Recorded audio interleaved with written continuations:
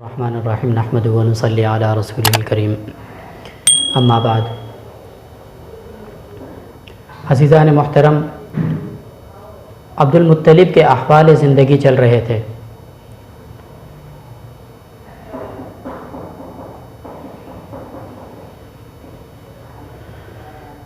تھوڑی سی آپ حضرات کے سامنے تذکرہ کروں کہ زمزم کا کنواں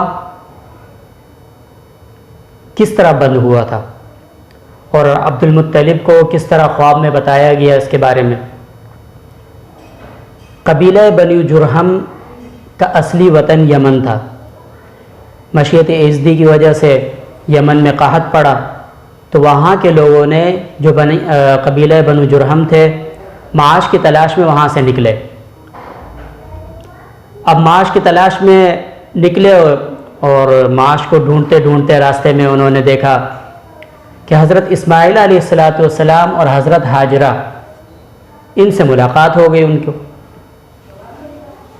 جب انہوں نے دیکھا کہ یہ زمزم کے کنویں کے پاس رہتے ہیں اور اس جگہ کو دیکھا تو وہ جگہ ان کو بہت پسند آئی۔ انہوں نے وہیں پر رہائش اختیار کر لی اور وہاں رہنے لگے۔ عرصہ گزرتا گیا۔ اسماعیل علیہ السلام کی شادی بنو جرہم میں ہوئی۔ پھر نبی ہونے کے بعد عمالقہ جرہم اور اہل یمن کی طرف نبی مبعوث ہوئے۔ 130 سال کی عمر میں حضرت اسماعیل علیہ السلام کا انتقال ہوا۔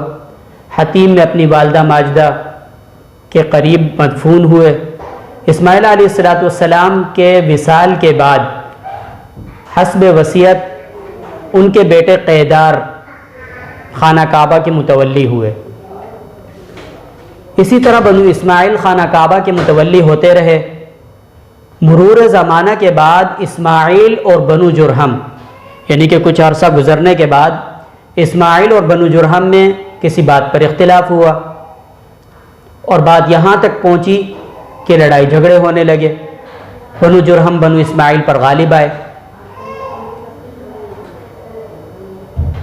وقت گزرتا گیا تو بنو جرہم کی حکومت وہاں پر قائم ہو گئی اور انہوں نے لوگوں پر ظلم و ستم کرنا شروع کر دیا۔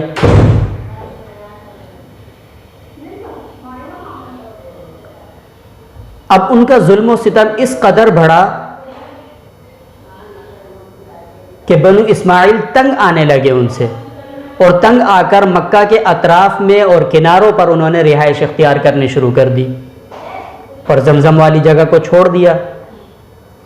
جب ان کا فسق و فجور، بنو جرہم کا فسق و فجور اور بیت اللہ کی بے حرمتی حد سے زیادہ بڑھ گئی تو عرب کے جو قبائل تھے قریب قریب میں وہ جہاد کے لیے، جنگ کے لیے کھڑے ہو گئے کہ انہوں نے کہا کہ ہم مقابلہ کرتے ہیں ان سے اور ان کو یہاں سے بھگاتے ہیں۔ مجبوراً قبیلہ جرہم نے جب یہ دیکھا کہ عرب کے تمام قبائل ہمارے مقابلے میں کھڑے ہو گئے تو وہ مجبور ہو گئے اور وہاں سے نکلنا اور بھاگنا شروع کر دیا۔ انہوں نے بھاگنے کے دوران میں انہوں نے یہ کام کیا کہ بیت اللہ اور خانہ کعبہ کے اندر جو جو چیزیں پڑی ہوئی تھی وہ ساری کی ساری اٹھائیں اور زمزم کے کنویں کے اندر دفن کرنی شروع کر دی۔ اب پتھر مٹی ساری چیزیں انہوں نے بھر دی اور زمزم کے کنویں کو کنارے تک بھر دیا انہوں نے۔ زمزم کا کنواں زمین کے بالکل برابر ہو گیا، نام و نشان بھی مٹ گیا۔ بنو جرہم کے چلے جانے کے بعد، بھاگ جانے کے بعد، بنو اسماعیل جو مکہ کے اطراف اور جوانب میں رہائش اختیار کیے ہوئے تھے وہ دوبارہ اس جگہ پر آ گئے، لیکن زمزم کی طرف کسی نے بھی توجہ نہیں دی۔ وقت گزرتا گیا گزرتا گیا گزرتا گیا۔ عبد المطلب کی جب سرداری آئی اور مکہ کی حکومت اور سرداری جب عبد المطلب کے ہاتھ میں آئی اور اللہ رب العزت کا یہ ارادہ ہوا کہ اب زمزم کے کنویں کو پھر دوبارہ بحال ہونا چاہیے اور اس کو ظاہر کرنا چاہیے، تو حضرت عبد المطلب کو خواب، سچے خواب نظر آنے لگے اور علامات ان کے ذریعے بتائی جانے لگی اور ان کو نشانات اور علامات خواب میں بتائی۔ اس کے بارے میں عبد المطلب کہتے ہیں کہ میں حتیم میں سو رہا تھا کہ ایک آنے والے نے میرے پاس آ کر کہا احف برہ، برہ کو کھودو۔ میں نے کہا وما برہ، برہ کیا چیز ہے؟ تو وہ شخص چلا گیا۔ میں اگلی رات کو دوبارہ حتیم کے سامنے سویا، حتیم میں سو رہا تھا خانہ کعبہ کے سامنے۔ دوبارہ ایک شخص آیا اور مجھ سے کہا احفر المظنونہ، مظنونہ کو کھودو۔ میں نے کہا وما المظنونہ، مظنونہ کیا ہے؟ وہ شخص پھر چلا گیا۔ میں تیسرے دن پھر دوبارہ سو رہا تھا،